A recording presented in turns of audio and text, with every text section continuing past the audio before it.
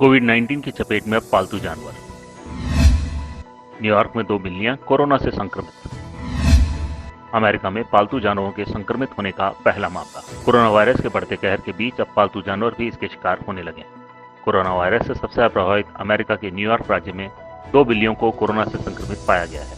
यह अमेरिका में पालतू पशुओं में कोविड-19 के संक्रमण का पहला मामला है। अमेरिका के रोग नियंत्रण और रोकथाम केंद्र CDC और अमेरिकी कृषि विभाग USDA की राष्ट्रीय पशु चिकित्सा सेवा प्रयोगशाला ने कहा कि न्यूयॉर्क राज्य में अलग अलग स्थानों पर रहने वाली दोनों बिल्लियों को संक्रमण देश में पालतू पशुओं के कोरोना वायरस से संक्रमित होने का पहला मामला है। यह है पूरा मामला।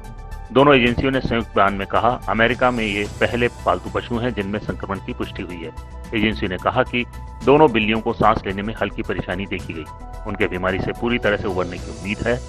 पूरी दुनिया में बहुत कम पशुओं में कोविड-19 के संक्रमण का पता चला है और उनमें से ज्यादातर कोविड-19 से संक्रमित किसी व्यक्ति के संपर्क में आए। सार्वजनिक स्वास्थ्य अधिकारी इस वायरस के बारे में जानकारी अभी जुटा रहे हैं और इस बात का कोई साक्ष्य नहीं है कि अमेरिका में पालतू पशुओं से मनुष्यों में कोरोना वायरस फैलने का खतरा है। बयान में कहा गया, इसलिए लोगों के साथ घरों में रहने वाले पशुओं के खिलाफ कदम उठाना उचित नहीं होगा। इससे उनकी देखभाल प्रभावित हो सकती है। इसे समझने के लिए और अध्ययन की जरूरत है कि क्या पालतू पशु समेत विभिन्न जानवर प्रभावित हो सकते हैं और कैसे प्रभावित हो सकते हैं। पशुओं की जांच कराने पर विचार। संयुक्त बयान में कहा गया है कि इस समय पशुओं की नियमित जांच का सुझाव नहीं दिया जा सकता। यदि अमेरिका में अन्य पशुओं में संक्रमण की पुष्टि होती है तो USDA इस बारे में अपनी राय देगा। एजेंसियों ने कहा, राज्य पशु स्वास्थ्य और जन स्वास्थ्य अधिकारी इस बारे में विचार करेंगे कि पशुओं की जांच कराई जानी चाहिए या नहीं।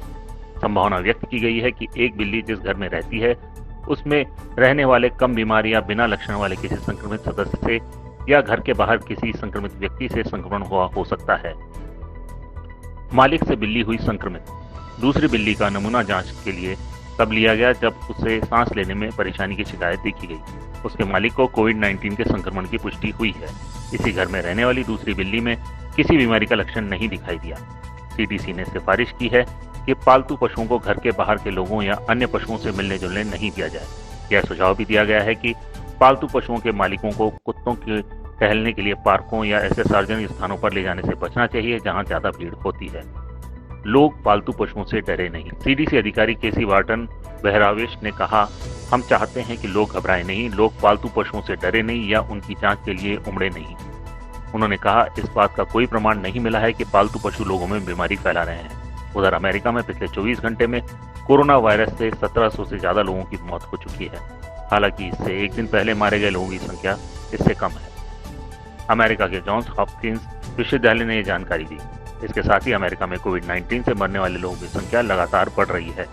इस वैश्विक महामारी से किसी देश में मरने वाले लोगों की यह सर्वाधिक संख्या है। वहीं संक्रमित लोगों की यह संख्या लगातार बढ़ती ही जा रही है। ब्यूरो रिपोर्ट, पत्रिका टीवी।